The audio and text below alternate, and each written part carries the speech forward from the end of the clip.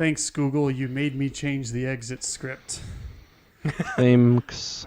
I mean, there was some grammatical and just ease of flow of the exit script. Ease of talk. Yeah, that needed some tweaking. Making the talk bits speak easier.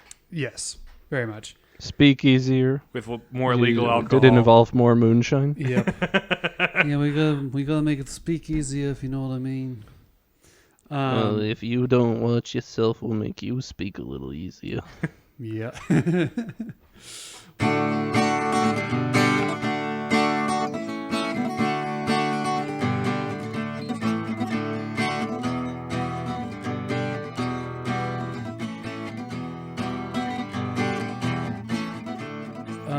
Get some of that truth serum. But yeah, no, our Google Podcast is kill. Where were you? It has Google been Podcast killed is for a kill. while, apparently. Yeah, I forgot about the announcement. Like, I knew about it at one point, but now it is officially kill. Like, it was on the chopping block for a while, and now it's gonzo. What's new with Google? Google's like, oh, people are doing this on the internet. Let's have a service for it. Okay, nobody liked what we did. Alternatively, let's buy out another business and then not do it in a way that people liked it, and then it dies and we kill it. So, not like that was any major part of our podcast to begin with. No, from what I understand, on, it's more spoofy than anything. Yeah. So maybe the occasional Stitcher here and there.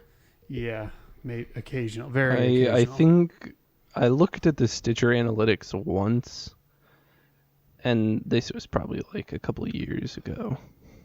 The fact that I can say that about it's remarkable podcast. we can say that about our podcast. Yeah. I looked. It wasn't too long after we started, really, but it was like one person had listened to some part of an episode. Sure. Yeah. So that probably speaks more to the user base of Stitcher than our podcast, if I don't say so myself. Like, these days, Stitcher is no longer like the place for podcasts because when would it have Spotify and Apple picked up. Well, mostly that Spotify picked up RSS. Yep, because like back iTunes, in the day, iTunes had podcasts since the dawn of podcasts. You know, the iPod broadcast, as it were. But yeah, I think Spotify, being that everybody was using it for music anyway, it just makes that much sense to have the same platform be for podcasts too. So it's kind of run away with just a lot of user base already for other things. So why not diversify, broaden sort of a thing? Yeah. Why not kill the two birds with one stone? And one of those birds was Google Podcasts, but by you may or may not be missed, depending. Yeah. Well, Google just like there's been so many things they've tried and then they just sort of drop it, like Google Plus. Yeah. As like a Facebook competitor, nobody really picked that up. No. What else was there? Google Hangouts, I think, is gone. Which was just the chat version of Gmail. It was the Skype of Google. Oh. Yeah. Although, does Google still do video call at all? Or I think it's they have Duo. On Duo, yeah. So they just migrated it over. But I don't even know what Duo is. So there you go. Yeah. It's like the Google version of FaceTime. Sure. Yeah, that makes sense. So they just pick things up, and if nobody likes it, they just boop, it's gone. The only thing that they've picked up that stuck was YouTube. Yep. And even that they've been making not good decisions with by trying to turn it into TikTok with shorts, and I don't like it. Shorts, YouTube Shorts. It's kind of like how every social media app wanted to be Snapchat with stories, which are really annoying from a content manager standpoint. It's just like, I don't want to bother with this crap. And YouTube at one point had stories, didn't it? Yep. Yeah. They probably still do, honestly. You could, if nobody makes them, because why? I think for a while you've been able to make like, if you have a certain number of subscribers, you can make like text and picture posts. Like community posts. Yeah, community posts, which I think is actually not a terrible... Not too bad. Yeah, thing to do. But yeah, stories and shorts, like quit copying what other platforms do and just stick to what makes your Maybe platform try work. doing your platform right, because you're not. Mm-hmm. Why'd you remove the dislike count? Unique selling proposition. But yeah, so I don't know. In recent years, I've started to wonder, like, I don't think like social media writ large is going to disappear, but I think that the legacy platforms such as Facebook and Twitter will fade. Maybe Twitter less so, but I mean, Facebook is already like the only people still using it are, millennials and boomers. At least in the United States. I think it's more popular outside the United States than in the United States at this point. Which is weird. Eventually people will figure out that TikTok is just a data harvesting scheme by the Chinese government and get rid of it, or something. Or a new thing will pop up. I think probably more likely. We're still kind of in the teenage years of social media, where it's like, I want to be cool. I want to, before it eventually evens out into an established, known, understood when it business. turns out all people wanted was really just a fancy way of texting each other, like mass texting, and group mass chats. texts with pictures and videos. And this was catalog, so travel blogs, a chat room or two. And I think, because you have Discord, you have Facebook Messenger, you have all these different messaging apps. Honestly, Facebook Messenger is the only good part of Facebook anymore, and even that is done better in other places. Right. So the only reason we still use Messenger is because everybody has Facebook and not everyone has or uses Discord. Mm-hmm. So if you're not, I heard honestly, Discord is just as bad for data privacy, but nobody knows it. Yeah. I mean, we're using it right now. We are using it right now, but I don't care. Mm-hmm. I'm a public person. I don't have a private life, so I have nothing to hide. I just don't have a specific person to shout out when I'm talking to the Discord overlords like I can with the Zuck. Mm-hmm. But yeah, I feel like YouTube has sort of stood the test of time because compared to these other things, because it really, all it has been about is just anybody being able to upload videos. And now it's just a resource for people, even if you're not a quote unquote YouTuber. Like, say you need to make a training video for your employees, you can just upload it to your company's YouTube channel. Unlisted link. Yeah.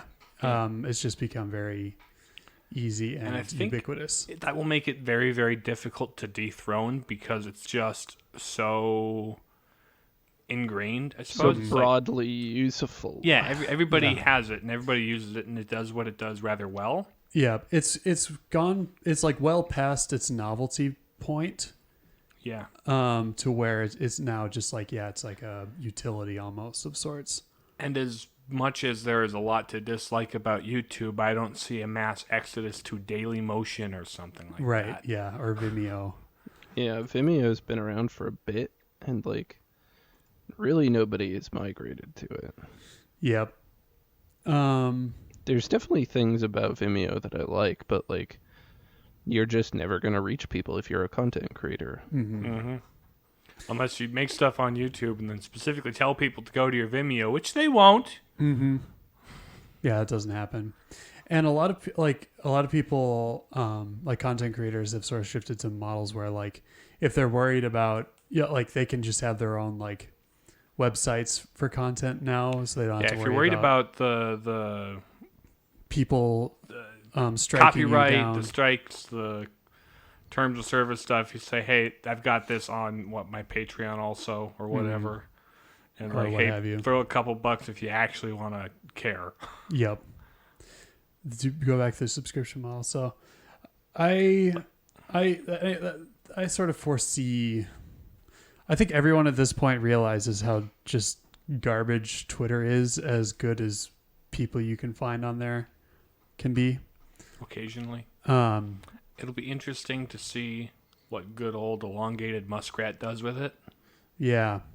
Well, he's trying to get out of the deal right now. Because, really? Yeah, because the whole thing being over spam accounts, he's they're not being honest about how many bots are on Twitter, and that affects the stock price. So he called off the deal, and Twitter is now suing him to make sure he buys the company. It's a whole wild mess. Well, I would expect nothing less of Twitter, I guess. Yeah. I think they should just like nuke it all and erase it, because we don't need our public discourse based on Twitter anymore. It's just a garbage pile.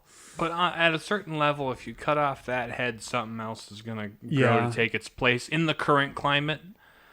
Just because that's the current attitude and use of social media. So if people can't get their Twitter fix, they're going to make something else. Right. That's why TikTok is a thing currently. It's because Vine imploded and people wanted more content like that, and people want to capitalize on the Vine content. I've thought a lot about how social media has given the illusion of importance to or not importance, but like the illusion of notoriety. I have X number of followers on Twitter. You should respect me. Yeah, because it used to be like, I'm not saying this is necessarily a good thing, but like, or sort of democratized like attention and clout. And I'm not one to think that democracy is always good, especially in this case. Because if any old Joe can just make a video and it'll get like 1 million views, and you can say just random crap, and people will believe it. I don't know. To me, that seems like a bad thing. I do feel like in some cases it's nicer to have that kind of more averaged out. I don't like the curated fakeness of like the traditional celebrity. Yep. Yeah, that's true. So this kind of splits their power up and gives it back to the people. Mm-hmm. But when it turns out that but not all the people are worth giving that power to anyway. So. Yeah, celebrity personalities just suck regardless. Yeah. Like that whole mode of like building culture just a around. Thought. Yeah. I enjoy a good entertainer. I'll follow a good entertainer. Yeah. And maybe you'll follow 3 good entertainers. No, that's the outro. Yeah. So yeah, just ruminations of the James mind. Speaking of rumins, I haven't seen any cows lately. Anyway, I want to know what was ruminating in my mind just now. What's that? Bryant was talking about keeping an umbrella in his car. Oh yeah. And for whatever reason, for one thing, the Rihanna song got stuck in my head for a bit, and I'm like, be gone, thought. Yep. But then I'm like, wait a minute. Umbrella has the Latin root word for shadow in there, and it's made for casting a shadow over you in the sun. Oh, umbrella. Umbrage. Ah. Yeah. Anyway. And then I also remembered there's a point-and-click adventure indie game that Andrew recommended that I play once, and I played through my older brother, Andrew, by the way. Your brother-in-law. Yep. And I played through like all but like one of the entries in that series, and there's a character in there who's like this private investigator guy named Trilby, and he's from the UK, and he has an umbrella grappling hook. Nice. That is his Grawly.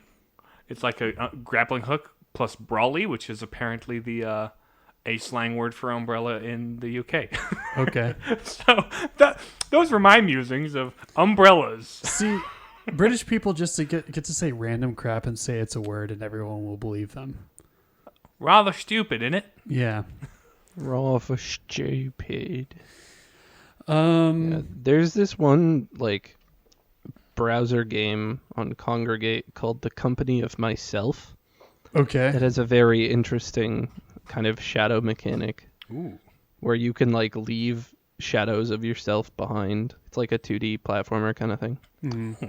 And you leave shadows of yourself places that you can like swap between and do puzzle solving and traversing level. It was actually really quite fun. That's a cool idea.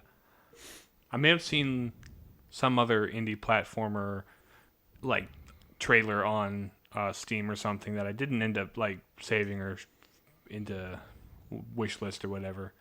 But like, yeah, shadows, they can make for some cool ideas in that regard. Mm-hmm. I don't have pronouns. Ow, the edge. Well, speaking of shadows and gaming, We're the Palladian Papists. I'm James. I'm Nathan. and I'm Riley. And today we're talking about Shadow the Hedgehog for the PS2 and GameCube. No? Not quite. Not quite? We are doing a gregarious games, however, yeah. on Dark Souls 3.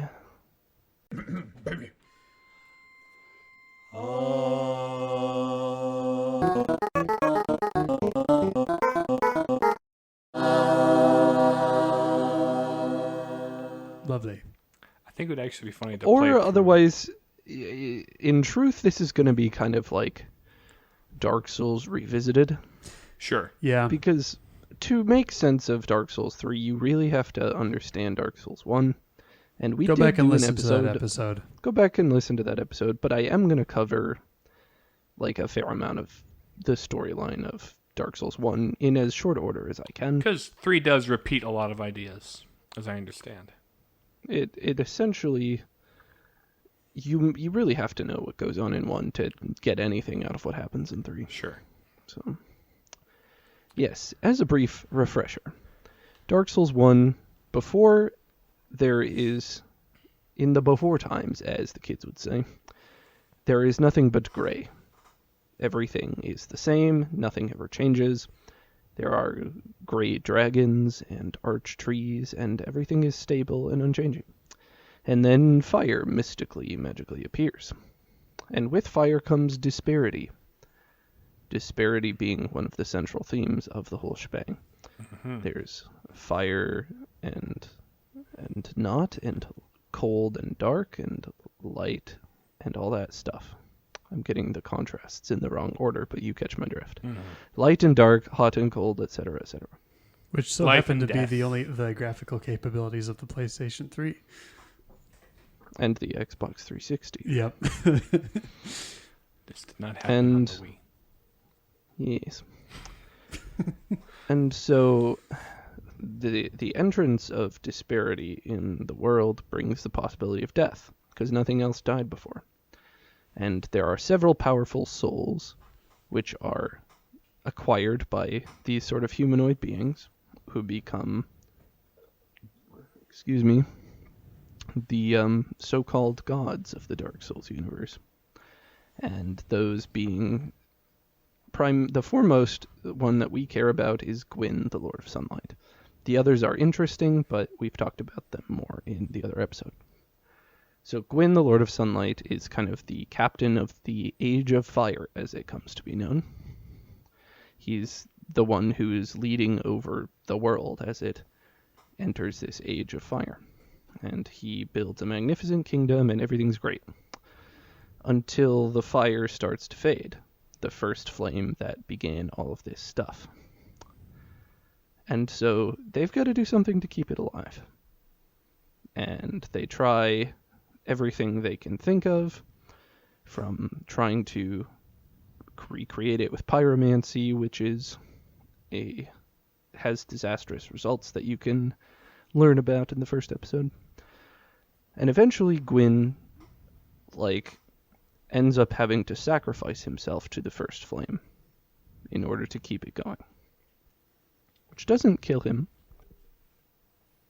but it ties his soul to the flame and leaves him like a hollowed husk of his former self. And so our hero of Dark Souls 1, the Chosen Undead, comes onto the scene and fights a bunch of baddies and may or may not link the flame. Because Gwyn has probably, this is speculation, but I think it makes a great deal of sense, based on what we learn in the following games, that Gwyn has linked the flame to humanity. He has created an association that, the undead are creatures of dark. Their progenitor, the furtive pygmy, has the dark soul. the one soul that wasn't like of fire. And so their nature has nothing to do with fire. In fact, it's its opposite. It's dark, or one of the opposite aspects of it. And so by chaining the undead to the flame, Gwyn has sort of taken their nature and perverted it, tied it to something that it doesn't belong with. And that creates this kind of angst in the undead, like something. They're drawn to the flame, but it's not theirs. It's not something that is natural to them. And yet they need it, and are inextricably tied to it. So the chosen undead is able to link the flame, or not. That's the two endings of Dark Souls 1. You can either choose to link the fire or to walk away from it. Now, some have speculated that the linking of the fire is the so-called canonical ending of Dark Souls 1. I disagree with that. I think both endings are in fact canonical, given enough repetition. Because what Dark Souls 2 comes to point out is that the nature of the world is cyclical. There is, over time, the flame, as the fire is relinked and the curse fades, undead are able to die, and then the fire fades again. So somebody will come and link the flame, and if someone doesn't, the Dark Lord has to defend the fire against someone who would come to link it. And eventually some other undead, who is trained more and is more powerful, will come and unseat him and link the fire. And that's sort of pointed out in Dark Souls 2 by the fact that it doesn't show you what happens after you enter the kiln. Because it's irrelevant. What you choose doesn't matter. The order of the world will go on as it has. This cycle of the flame fading or the flame being linked. There is another possible ending to Dark Souls 2, and it's not super relevant for the purposes of this thing, but it's essentially the undead is given the power to reject the cycle for himself and himself only. By collecting the 3 crowns of these old monarchs, he is able to acquire a crown that will allow him to never hollow. And undead will go hollow if they don't have a purpose, which basically means they lose their minds and are sort of just wandering around mindlessly and aimlessly. Or they rage quit and turn the game off and never turn it back on. Well, that's like the gameplay encoding of hollowing. Mm-hmm. When you turn off the console, your character hollows. Because it has lost its purpose. It's very neat.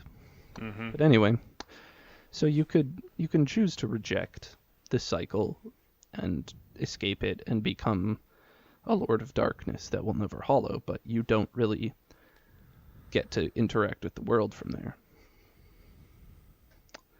And here we come to Dark Souls 3. So we have established at this point that the world is going through these cycles of linking the fire and letting it fade, linking it, letting it fade, etc. ad nauseum.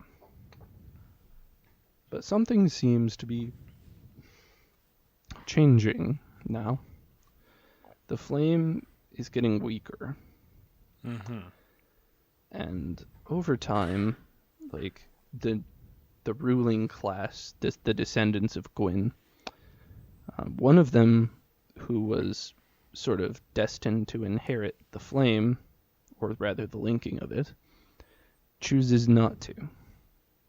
He shirks his duty to continue the Age of Fire, and has kind of learned from his teacher, who was presumably a human, that the whole nature of the business that was, often hid from the so-called gods of the Dark Souls world.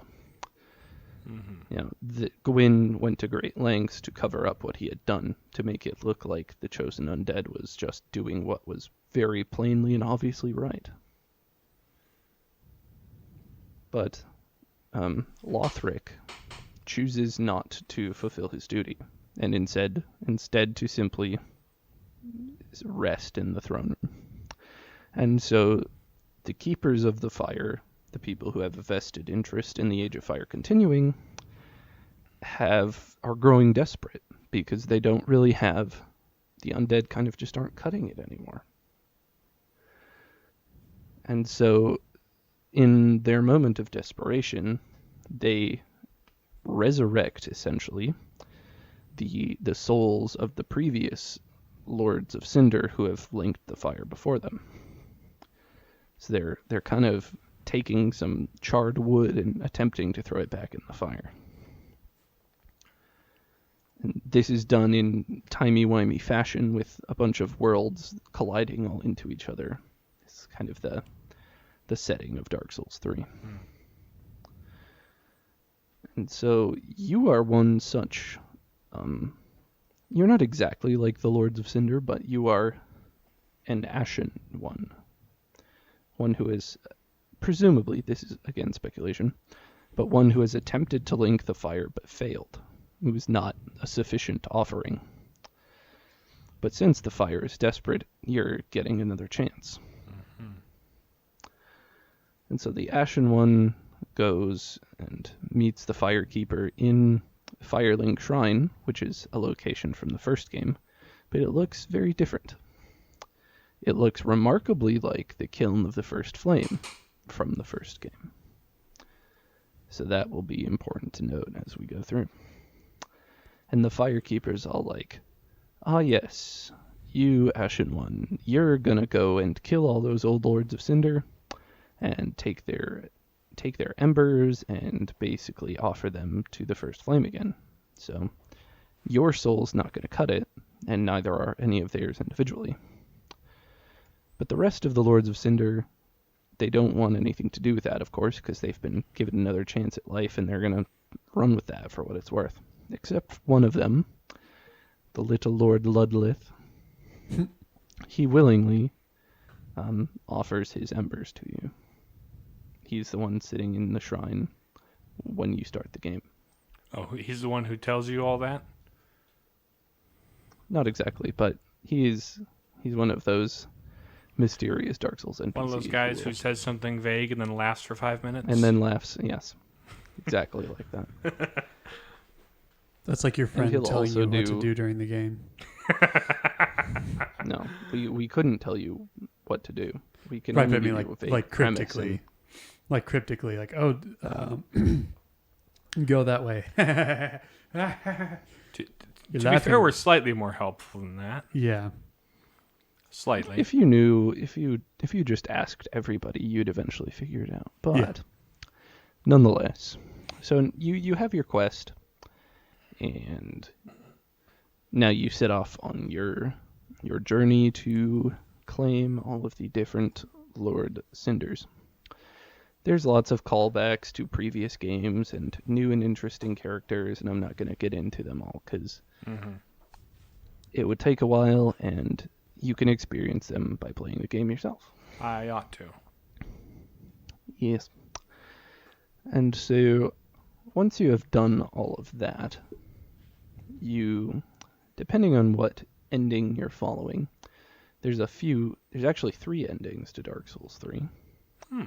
The previous games only had 2, so how numerically? That's interesting. Yes, and a numeric 3. Yes. Yes. How numerically appropriate? Not an ontological 3. Or a listener 2, if you will. Well, yeah, the listener 2 is more of an ontological 2. Two-ness is part of its being.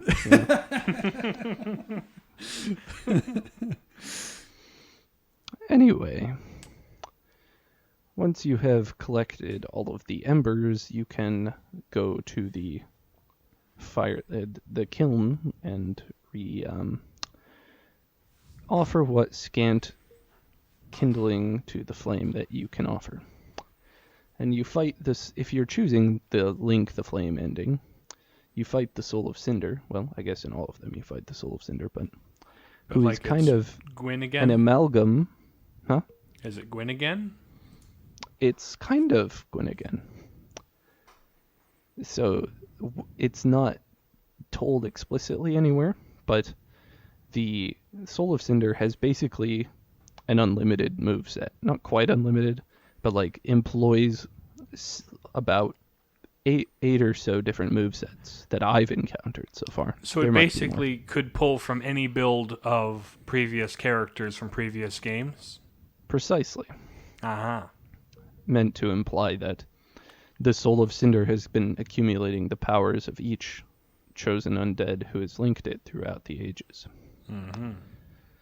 And so that makes it a really challenging and interesting boss fight. Because when it side rolls, when you side roll, we have a problem.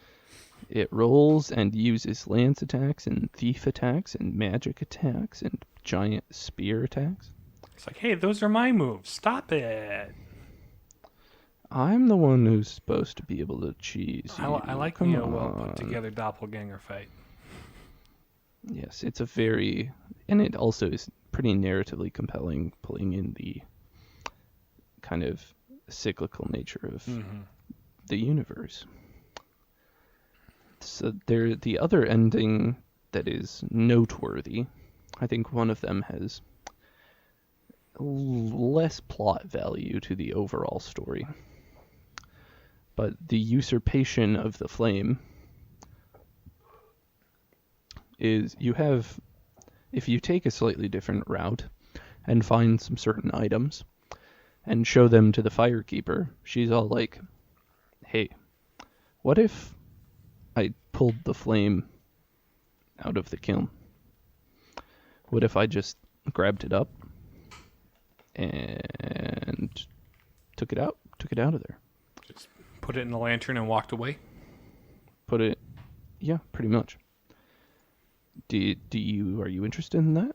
Would you perhaps be, I could do that for you if you wanted. And you're like, yeah, I want to do that. I would like to end the cycles and bring the world into a definitive age of dark because I'm a human. I'm an explorer. I'm a pioneer. I like to eat. I'm angry. I like to fight. Anyway. Alex Jones, soundboard, the chosen undead sign. Somebody that's what I need to do. I need to model my Ashen one after Alex Jones, and then mod the game with his sound grunts. The only sad thing about him getting taken off the internet is the memes that he spawned dying out. Anyway. Yes. So once you have collected those certain items and done those certain dialogue options, once you defeat the Soul of Cinder, the Firekeeper comes in and pulls the flame out and says, I'm seeing in the distant future some embers. So, implying that the cycle isn't truly done. Mm-hmm. But for now, it's going to be an age of dark comparable to the age of fire as it first began. So we're going to take a break, make Sekiro, make Elden Ring. Maybe we'll come back later. Maybe we'll come back later. I think they're done with Dark Souls. 'Cause it kind of narratively tied up everything.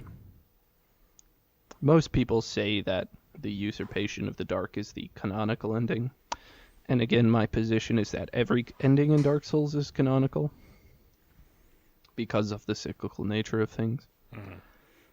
And it doesn't make a difference which ending actually happens because the other ones will happen regardless. So, yeah, that's my 2 cents about that whole thing. Mm-hmm.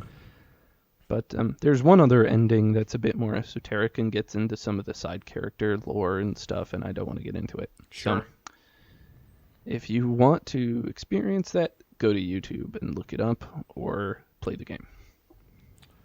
Talk to Udia. That's your clue. Talk to Udia. Got it. Talk to Udia. Okay.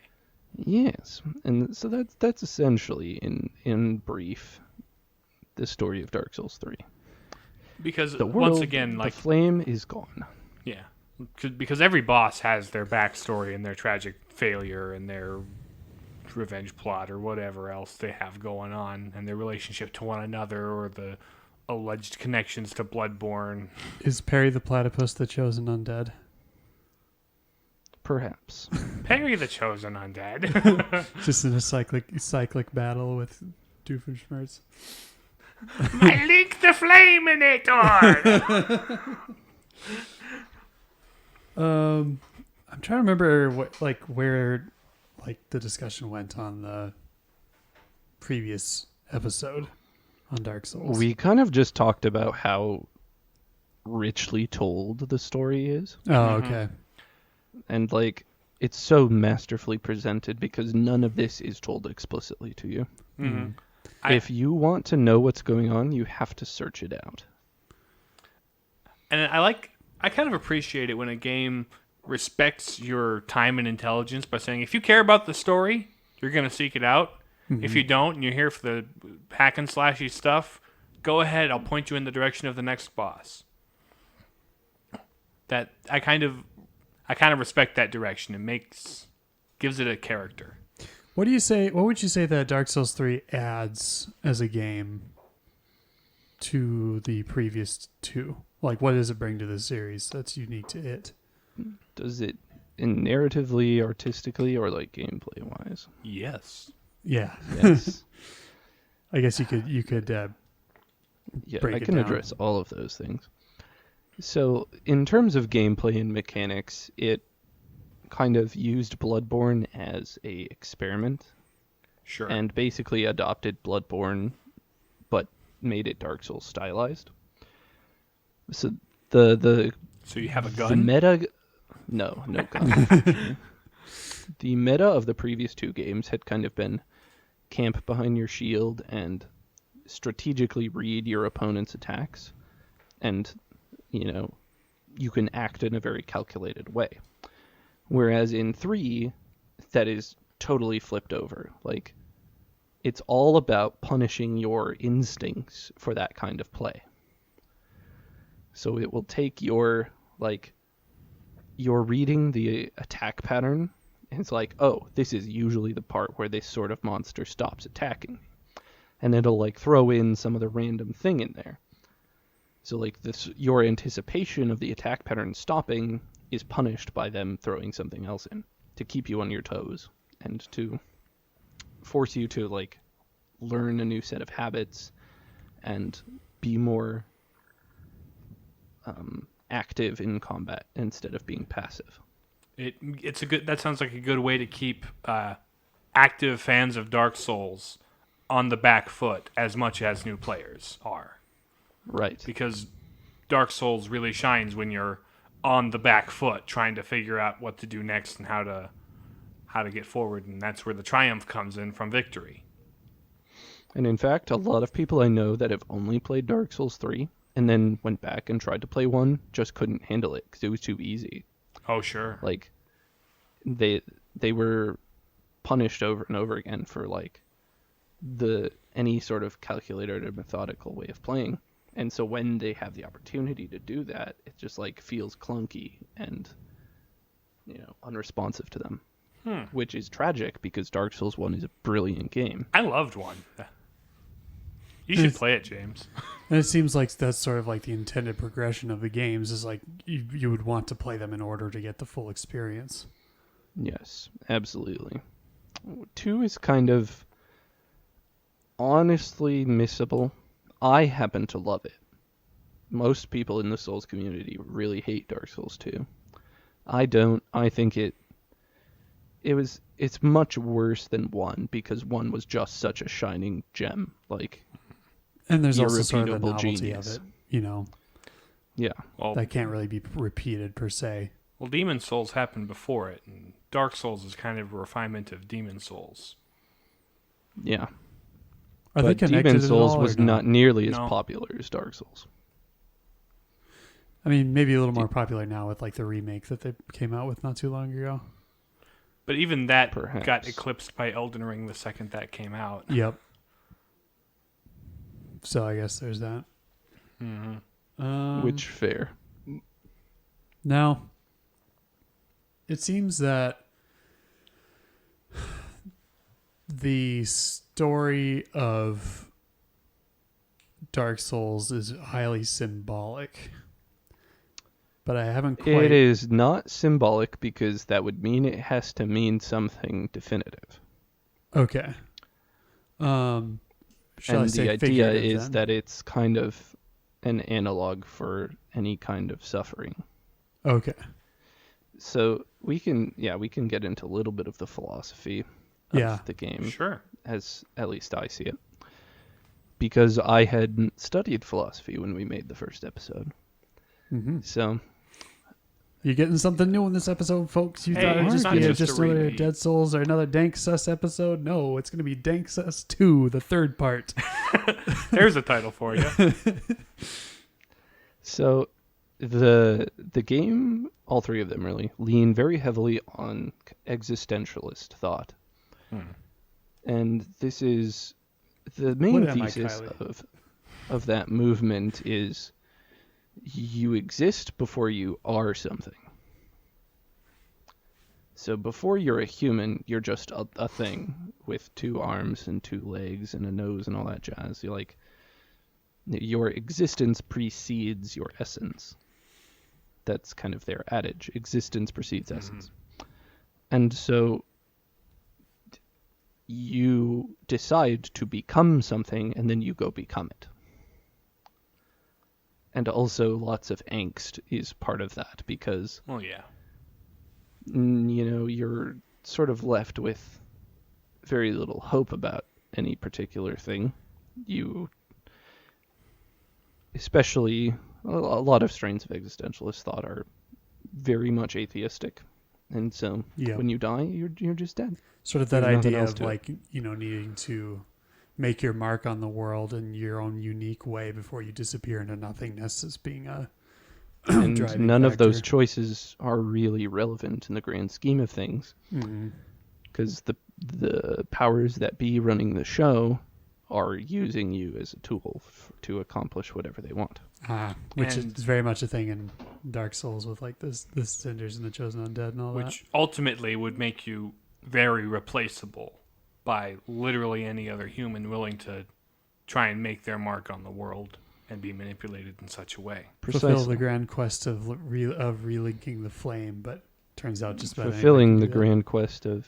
And by the time Dark Souls 3 comes around, you know all that. Like, in the first one, you can kind of merrily prance your way through not really understanding what you're doing. That's most people's experience of it. You're just kind of going along with what the toothy serpent tells you to do, and you just go and link the fire. But it seems like in the third one, not only if you've played the previous games are you familiar with what Dark Souls' whole shtick, but canonically, you're also a guy who has tried to link the fire before and gone through this whole shtick. Or gone through some whole shtick. Some whole shtick, yeah. Who knows what, or when, or where, or why. But I think it's interesting how the player character can be seen as kind of reflecting the attitude and understanding of the players themselves. I kind of dig that. That's a common theme throughout all 3 games. Oh, yeah. There's such a tight integration of the story and the gameplay mechanics. It is truly in that way, it's a great role-playing game because it not only brings the player to the role, but the role to the player in a way. And so the existentialist kind of looks at life and sees that it's ultimately meaningless in itself, and that it's functionally uncontrollable. There's nothing I can do because I haven't been born with the wealth or the power or the intellectual resources or whatever to make something, to have what I want and to like really be happy. And so I have to just make up some meaning for myself. That's really all there is to it. I have to choose some course in life. And that will be where I derive my meaning. Isn't that And so, pretty closely related to, like, I forget which school, like there's one form of nihilism that sort of adopts a similar tack to like creating your own meaning, at least on that level. Like nothing matters, but stuff yes, matters to you, so try to find meaning. because that's the only way to live. If you don't do that, you'll just go insane. Mm-hmm. And that notion is encoded in hollowing in the characters in the world. If it's canonical that an undead will go hollow if it has no purpose. There's lots of NPCs that once you finish their quest lines will just hollow. Because they don't have anything else going on. The thing they cared about making happen has ceased to be. It's been resolved And so, in some way. yeah, hollowing is that a great way of representing that. But anyone who has kind of the audacity to choose something and follow through with it will ultimately be able to accomplish what they want, and it will consume them, more or less. Symbolized by the linking of the flame consuming the one who links.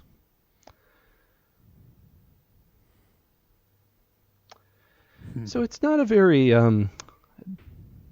redeemable picture of the world, but that's what they're doing. Yep. And it's obvious that, this strain of thought has been very influential in that it speaks to people in a certain way. And because of that, it merits engaging with. Yeah. Why is it that people feel so instrumentalized? Why is it that when you examine that sort of mindset, it kind of follows that you have to just create some kind of meaning for yourself. Like you can at least sympathize with that. Once you understand where they come from. Yeah, in a mindset and philosophy that doesn't have God in the equation at all. Mm-hmm. Well, It's at there least are some rational. philosophies that, like, the ancient Greek stuff didn't have a monotheistic God or even a personal God. But they still had this robustness of life about them. And that's because they had an essentially good view of the world. Like, they believed that happiness was possible and that it didn't lie in getting what you want. But rather finding, in a certain balance way, of the virtues and vices. Getting right. It does lie in getting what you want, but it's about understanding what do you really actually want, not what are just the whims that you have. That's sort of achieving, what was it, eudaimonia? Eudaimonia. Okay, yeah. Blessedness. Mm-hmm. That also comes that's the with vision of happiness that the ancients are after, whereas the definition of happiness for a modern is the sating of any chance desire. The fulfillment of, your sort of personal destiny, whatever that means. Sort of so individualist and so divorced from any concrete goal of what's good. And that's the thing when the earth itself, when life itself, when nature itself isn't good in and of itself, all you have is to turn inward. And it sounds like the world of Dark Souls is not very good. No. Even before, when things were balanced, it was just kind of gray and static. The bourgeoisie lords of Lordran kind of bully around the proletarian undead. Mm-hmm. Every once in a while, the proletarian undead will try and rise up and Age of Dark the whole thing, but somebody always relinks. Indeed. And there's other stuff with, there's learning about the nature of darkness in the first game DLC, actually in first and third game DLC. Oh, okay. Actually, first and second and third game DLC. Okay, so they all have DLC Yes. that brings you to the Dark Soul place. The DLC is the place where you kind of interact with humanity and the Dark Soul and what all of that means. The dark little chapter. And it's not setting out to say dark good, Right. fire bad. Because Manus, the Lord of the Abyss in the first game, has kind of absorbed so much dark that he's lost himself. And so he's like just become this mad, raving, kind of dangerous beast. I suppose and you takes could on these like primate figure. You know, he looks more like a gorilla than a man at a certain point. I suppose that sort of illustrates the contrast between searching for meaning or choosing to despair. Like being swallowed up by your more base instincts. Yeah. Because you can sort of, in a more high, like try to find yourself in a more high-minded sense, or you can be like, well, I'm just going to give in to my base desires in my search for, happiness and fulfillment. So do you let your search for meaning consume you, or do you go hollow and give in to base desires? Yeah. Yeah. Is there anything else you want to add to that, or should we get into our analysis? We can get into the analysis. Yeah, there's probably more to explore. So, truth. What truth can we find in Dark Souls? Or draw out of analysis of it anyway. Because obviously, like existentialism, Catholics have a thing or two to say about existentialism.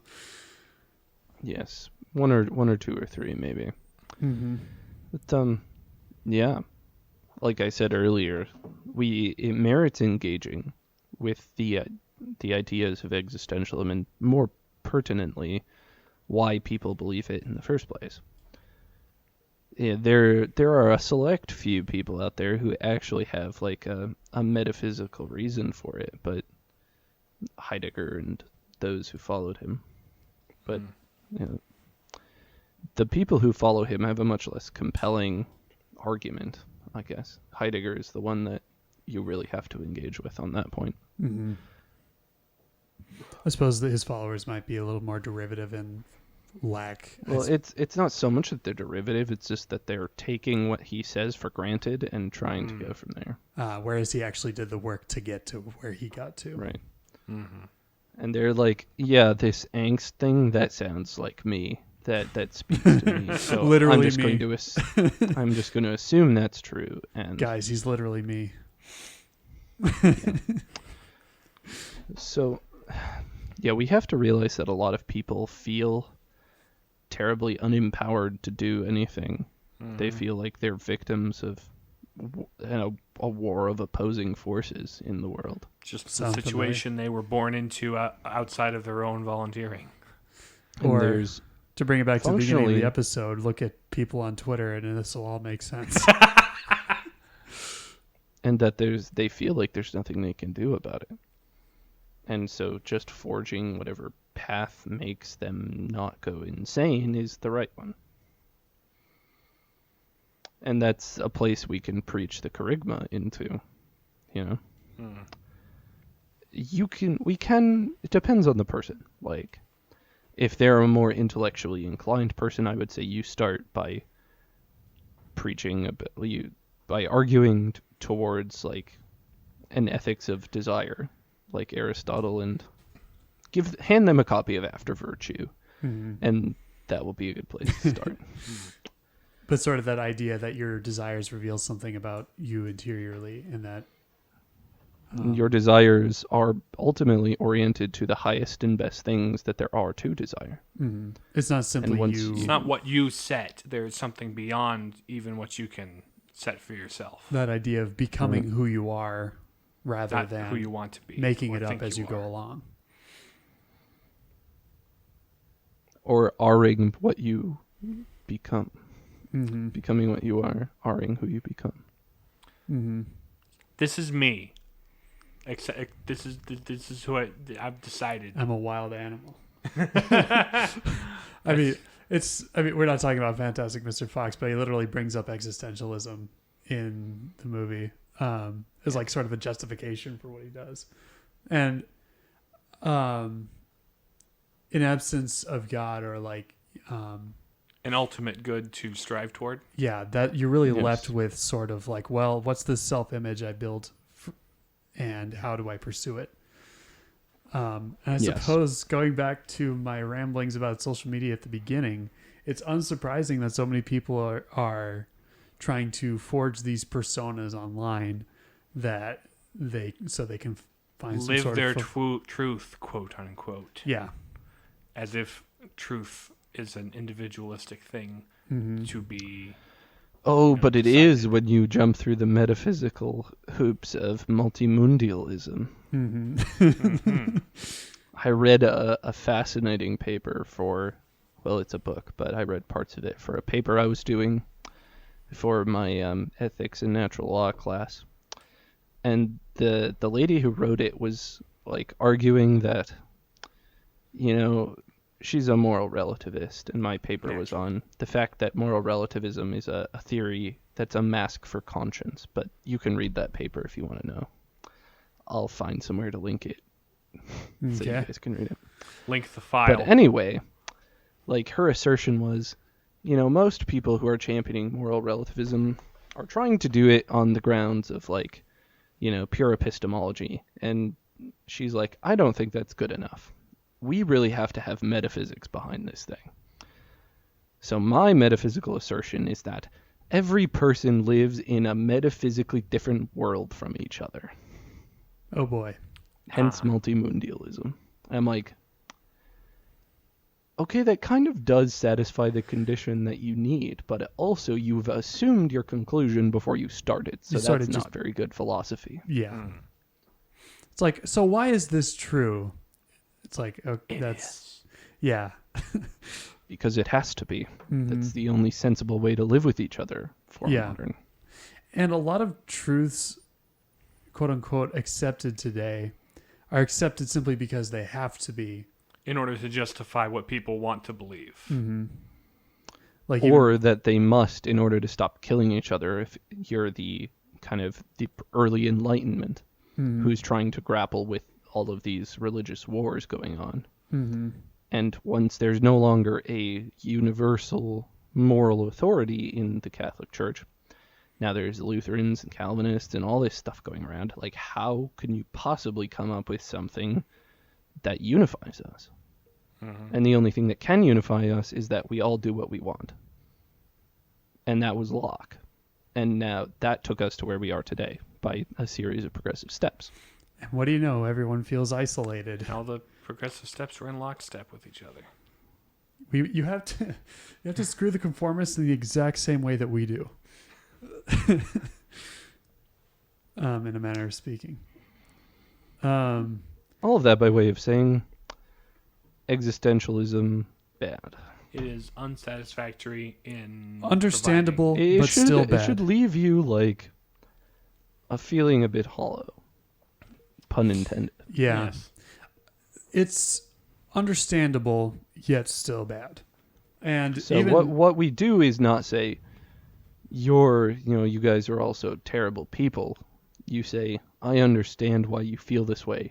Here's something that is a true object of desire. Here's something that's really good. The sort of the Catholic counter to existentialists. Gives them something positive to look for. Sort of the Catholic counter, I suppose, is the idea of like vocation. And not simply like... Where it's not something you decide, it is something greater than you could envision for yourself that is set for you by someone who... you do decide to do it, but you're also called to it. Mm-hmm. And by pursuing that, you will achieve like the highest good in your life.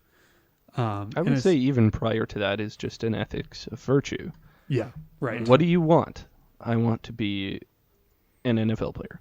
Why? Okay, what kind of qualities do you need to get that? Can you eat an entire cake every day if you want to do that? No. Okay, that's the virtue of temperance. Mm-hmm. Do you need, to be able to make smart decisions about how you spend your money and your time? There's prudence. You talk about the virtues in terms of being able to achieve what your genuine goals are.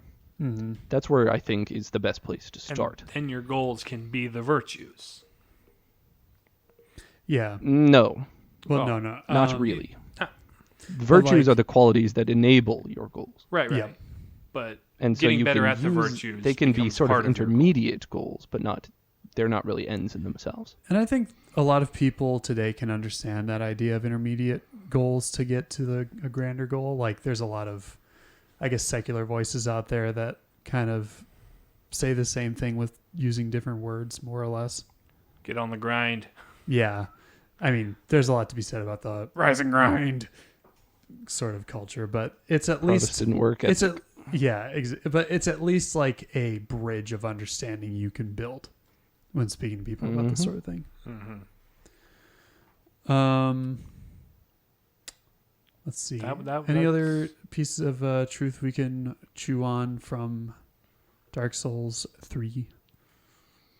There's not a lot of other like hard stuff to latch onto. There's just a lot of how you interpret it. Mm-hmm. What the like, especially the kind of dynamic of light and darkness, fire and dark, like how those things interact with each other, and what they mean about the human person. Mm-hmm. There's a lot of debate around that, but it's worth having. So, goodness. What goodness is there to be found in Dark Souls 3? Not much, it sounds like.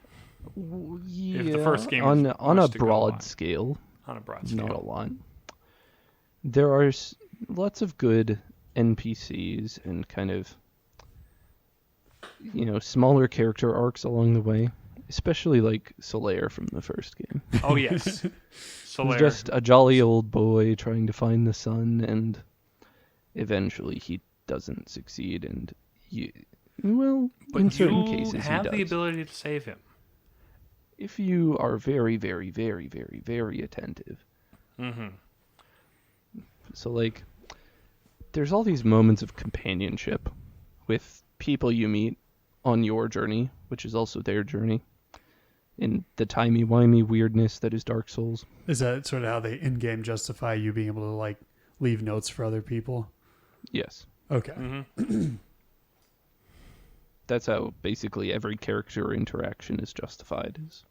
And all the PvP everyone's worlds are multiplayer. Kind of capable of connecting, and time works very strangely here.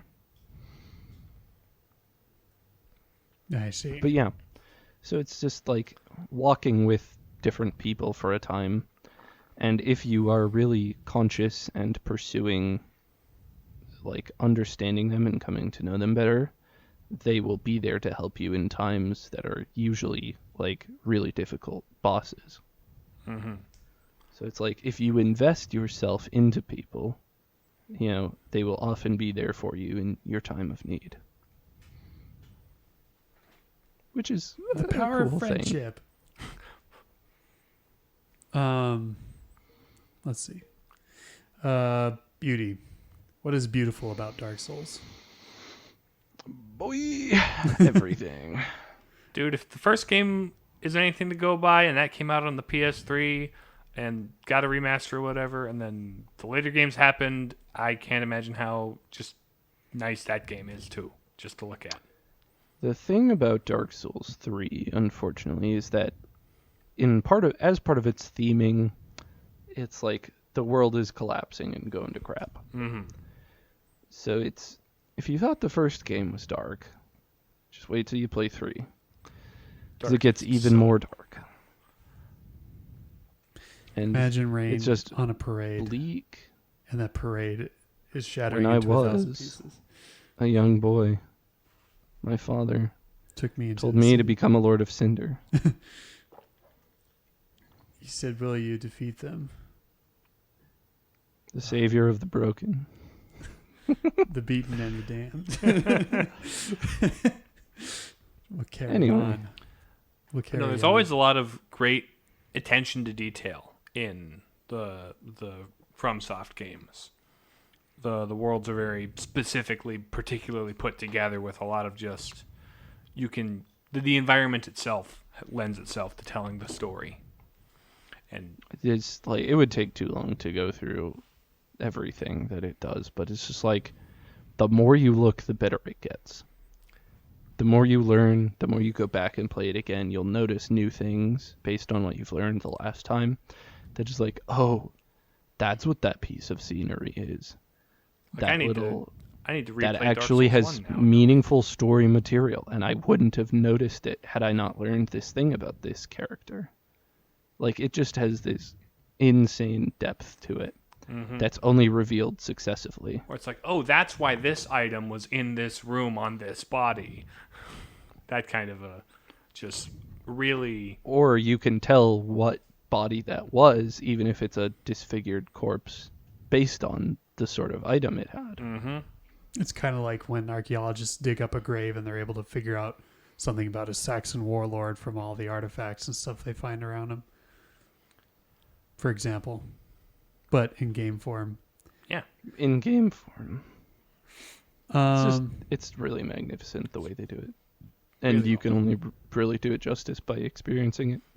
That's to go play it. That's one of the unique things about games as a medium is it has that interactability and that player input. Like, you get as much out of it as you put into it, particularly in these Dark Souls games. So the more you put into it, the more you're going to get out of the world and the story. Invitation, if you will, to participate in the narrative rather than simply spectate it. Or you could totally just go choppy all the bosses and have your grand old time oblivious, and you'll have just as much fun as you want to have with it. Mm-hmm. It's kind of great. Unity, what brings it all together? Dark. And Soul. The light. Yeah, Dark Souls. There it is. It's in the title. Especially 3, where you actually get to, like, find the Dark Soul and stuff. Mm-hmm. You find the Dark Soul. More or less. More or less. Interesting. Also, and the supposed connection to Bloodborne is, in my opinion, much more than supposed. Oh, it's nice. almost to the point of explicit. Interesting. What was the thing you were going to say? It is in one of the DLCs, The Ashes of Ariandel, there's a painter who paints new worlds. Like in the first game with Priscilla the Half-Breed. Right? And the painting that she's working on when you go there looks very much like Yharnam from Bloodborne. If you spend much time looking at the painting, you'll be like, yeah, that's Yharnam. Mm-hmm. No doubt about it. And so it's very possible that every FromSoft game is in just another painted world. That's a theory that's going around. Mm-hmm. Somewhere there's like a Dark Souls Steve's house from Blue's Clues where you just jump into paintings and Mary Poppins. A Dark Souls like Peach's Castle or whatever. That's too. Mario 64. Is Mario a Dark Soul? Mario is the chosen undead. This is not does not Mamma Mia. One thing that occurred to me is, so the fire is fading, right? And as I understand, the Pyromancer class has been heavily nerfed throughout the series, and in the third game particularly, right? It was quite busted in the first game. Right. In the second game, it was heavily nerfed. In the third, it was pretty playable. Oh, okay. Because I'm like, is that like subtly corresponding to the strength of the first flame or what? But maybe retrospectively. Well, pyromancy is not connected to the first flame. No, it was connected to trying to recreate it with the Witches of Izalith and all that. Yeah. The chaos pyromancies are. It's actually a more kind of... You mean the chaos pyromancy? Where's that pyromancy is kind of ironically developed in a swamp. So anyway. I like this. I think it's great when we can break down the philosophy of something like we have, like the whole existentialist. Yeah, that was very good. And it's not it's often a very different kind of episode. But yeah, I mean, we've already covered my stream of consciousness at the beginning of the episode is relevant later on, sort of incidentally. So I liked how that came together. But it's also nice how we took a different angle, having already covered another entry in the series prior. So it adds a kind of a fresh spin where the themes are very similar. Mm-hmm. Well, speaking of fresh spins, we ought to spin this one up. Yep, we're going to call it a day. Well, thanks for listening to the Palladium Papists. You can listen to us on Spotify, Stitcher, and Apple Podcasts. Please leave a rating to let us know what you think of the show, and follow us on Twitter and Facebook at Pal Papists. If you have any questions, comments, concerns, complaints, or suggestions for future episodes, email us at palladiumpapists@gmail.com. And we will talk to you again next week. Bye. Bye. See ya.